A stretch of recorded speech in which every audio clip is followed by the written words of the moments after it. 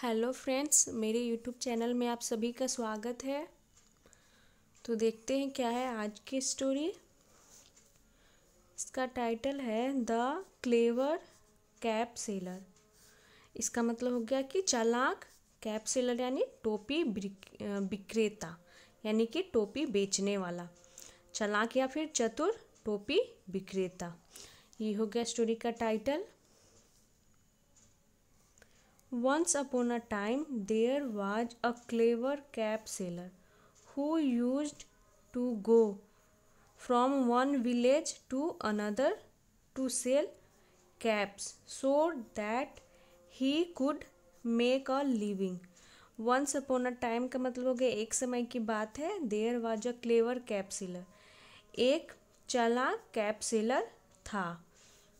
और देयर यहाँ पे केवल इंट्रोडक्टिव वर्ड है सेंटेंस को पूरा करने के लिए। हु यानी कि जो, यूज टू गो यानी कि जाया करता था। यूज टू गो यानी कि पास्ट की रेपिटेशन को दिखाता है कि पास्ट में वो बार बार ये काम किया करता था। क्या किया करता था? गो यानी जाया करता था। From one village to another यानी कि एक गांव से अनदर यानी दूसरे गांव। टू सेल किस लिए? तो बेचने के लिए। टू यहाँ इन्फिनिटिव है जो कारण को दिखा रहा है कि किस लिए, तो बेचने के लिए। कैप्स यानी टोपी।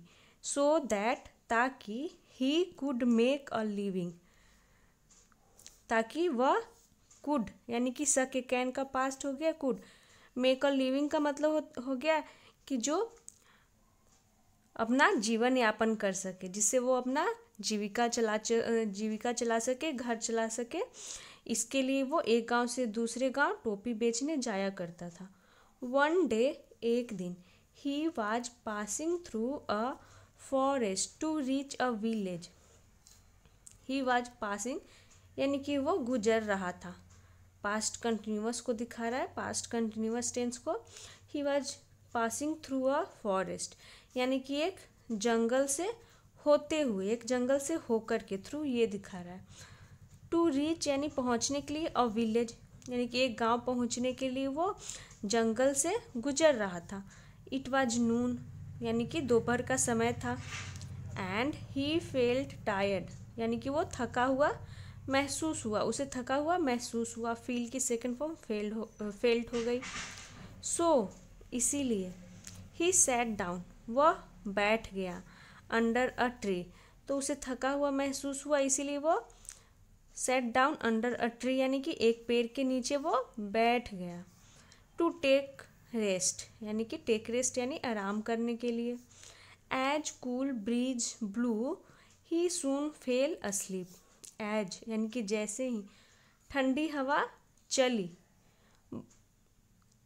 एज कूल ब्रीज यानी कि ठंडी हवा, ब्लू ब्लो का यहाँ पे पास्ट हो गया ब्लू। जैसे ही ठंडी हवा चली, ठंडी हवा बही, ही सून फेल अस्लीप वह जल्द ही सो गया। फॉल अस्लीप का हो गया यहाँ पे पास्ट, फेल अस्लीप तो वो सो गया। तो वो टोपी बेचने के लिए एक गांव से दूसरे गांव जाया करता था अपना जीविका चलाने के लिए। तो एक दिन क्या हुआ कि वो जंगल से जा रहा था, तो रास्ते में उसे थका हुआ महसूस हुआ, तो एक पेड़ के नीचे क्या करता है, बैठ जाता है रेस्ट करने के लिए। और जैसे ही ठंडी हवा चलती है तो उसे नींद आ जाता है। यहाँ तक हो गया, आगे देखते हैं। He woke up after an hour. He woke up, wake up का यहाँ पे पास्ट हो गया वोकअप यानी कि वो जगा।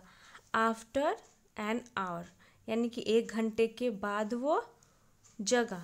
When he picked his bag of caps to leave.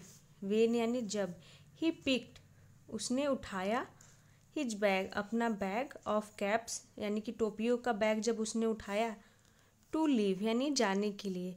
He found that his bag was empty. He found उसने पाया, फाइंड की सेकेंड फॉर्म फाउंड हो गई। डैट की हिज बैग उसका बैग, वाज था, एम्प्टी यानी खाली था। ही वाज पजल्ड वह हैरान हो गया था। He looked around and found no one. He looked around उसने देखा, अराउंड यानी इधर उधर, एंड फाउंड नो वन और किसी को भी नहीं पाया। तो जब उसने बैग, जब एक घंटे बाद वो सोकर उठा तो अपना बैग उठाया तो उसका बैग खाली था और तो वो हैरान हो गया, इधर उधर देखा बट वहाँ पे कोई नहीं था। Then he looked up and saw a troop of monkeys sitting on different branches wearing his caps. तब he looked up, उसने ऊपर देखा। तो जब देखा इधर उधर कोई भी नहीं था तो उसने ऊपर देखा। and saw और देखा a troop of monkeys, troop मतलब हो गया झुंड, किसका? तो of monkeys यानी बंदरों का, sitting यानी बैठा हुआ, on different ब्रांचेस यानी कि अलग अलग शाखाओं पर, वेयरिंग यानी पहने हुए, हिज कैप्स यानी उसकी टोपियाँ, हिज पजेसिव एडजेक्टिव हो गया और यहाँ पे कैप्स नाउन हो गया। तो जब उसने इधर उधर देखा कोई नहीं था तो ऊपर देखा तो क्या देखा कि बंदरों का एक झुंड और उसकी टोपियाँ पहने हुए अलग अलग शाखाएं पे बैठे हुए थे। The cap seller was tensed, तो जो कैप सेलर था वो टेंस्ड हो गया यानी कि वो चिंता में हो गया।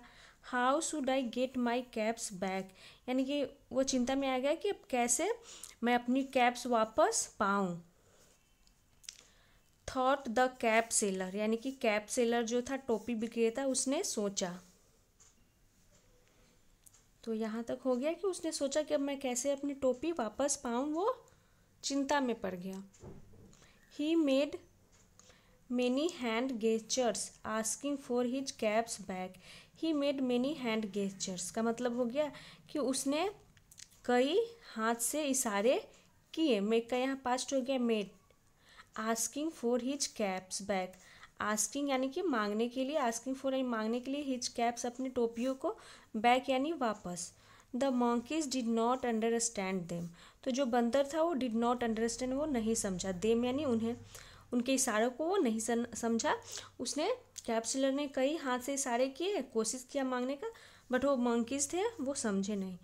They only imitated the actions of the cap seller. They only, they pronoun हो गया मंकीज के लिए कि वे केवल इमिटेटेड यानी कि नकल कर रहे थे। द एक्शंस, एक्शंस का मतलब हो गया कि हरकतों को, ऑफ द कैप सेलर यानी जो कैप सेलर जैसे कर रहा था उसे वो कॉपी कर रहा था। The cap seller was fed up, जो कैप सेलर था वो फेड अप हो गया, परेशान हो गया, तंग हो गया। He now thought of another way, he now thought, उसने अब सोचा, ऑफ अनदर वे यानी कि दूसरा तरीका। तो वो परेशान हो गया तो उसने दूसरा तरीका सोचा। He threw stones at the monkeys, उसने फेंका, स्टोन्स यानी पत्थर, एट द monkeys यानी बंदरों पर। इन रिटर्न यानी बदले में, they threw raw fruit of the tree at him, बदले में उन्होंने फेंका यानी बंदरों ने फेंका, थ्रो का सेकंड फॉर्म हो गया थ्रू। रॉ फ्रूट यानी कच्चे फल, ऑफ द ट्री यानी पेड़ का, एट हिम यानी उस पे, यानी कि कैप सेलर पे, कैप सेलर के लिए हिम प्रोनाउन यूज हुआ है। द कैप सेलर ऑब्जर्व, जो कैप सेलर था उसने ऑब्जर्व किया यानी देखा, डैट की द monkeys मेयरली कॉपिंग हिम, तो कैप सेलर ने ऑब्जर्व किया, देखा कि जो बंदर थे वर मेयरली कॉपिंग हिम यानी केवल, मेयरली यानी केवल उसका कॉपी कर रहे थे, यानी जैसा कैप सेलर कर रहा था वैसा ही वो केवल मंकीज कर रहा था। This gave him an idea, this यानी कि इससे उसे एक आइडिया मिला, यानी कि इससे उसे एक आइडिया मिला। He took off his own cap and threw it on the ground. He took off यानी कि उसने उतारा, ही यानी कि कैप सेलर के लिए यूज हुआ है, और यहाँ गेव की सेकंड फॉर्म गिव की सेकंड फॉर्म गेव हो गई, यानी कि इससे उसे एक दूसरा आइडिया आया, इस यहाँ पे वर्ब के रूप में यूज किया गया, गिव की second form gave. He took off his on cap, उसने अपनी ऑन कैप यानी अपनी टोपी उतारी, एंड थ्रू और फेंकी, इट टोपी के लिए यूज हुआ है प्रोनाउन, ऑन द ग्राउंड, कहाँ फेंकी तो जमीन पर। The monkeys also took of their caps, यानी जो बंदर थे वो भी, ऑल्सो यानी भी, टुक ऑफ उतारी, देयर कैप्स अपना टोपी, एंड थ्रू फेंकी, देम यानी कि उन्हें डाउन नीचे। तो जैसा कि कैप सेलर अपना टोपी उतार करके ज़मीन पे फेंकता है, तो monkeys भी अपना टोपी उतार करके उन्हें ज़मीन पे फेंक दिया। The cap seller collected the caps as quickly as he could. तो जो कैप सेलर था उसने कलेक्टेड यानी समेटा, इकट्ठा किया, द कैप्स टोपियों को, as quickly as he could जितनी जल्दी हो सकता था उसने समेटा, ये हो गया जितनी जल्दी हो सकता था, and put them in his bag, और पुट रख लिया, देम यानी टोपियों के लिए यूज हुआ है प्रोनाउन, इन हिज बैग अपने बैग में। पुट यहाँ सेकंड फॉर्म के रूप में मानेंगे, पुट की तीनों फॉर्म पुट ही होती है, put put put second form और थर्ड फॉर्म भी पुट ही होती है। देन तब he blew a kiss to the monkeys to be on his way back. तब ही ब्लू अ किस यानी कि उसने किस दिया, यानी कि कैप सेलर ने टू द मंकीज बंदरों को, to be on his way back, तो उसने बंदरों को किस दिया, टू बी होने के लिए, हिज वे अपने रास्ते वापस, यानी उसने अपने रास्ते वापस जाने के लिए बंदरों को किस दिया। तो यहाँ पे ब्लो की सेकंड फॉर्म ब्लू का यूज किया गया, जो कि हाथ से ऐसे इशारा से वो किस देता है ताकि वो बंदर जो होता है वो भी वैसा करे और मतलब अपने रास्ते लग जाए, अपने रास्ते चले जाए।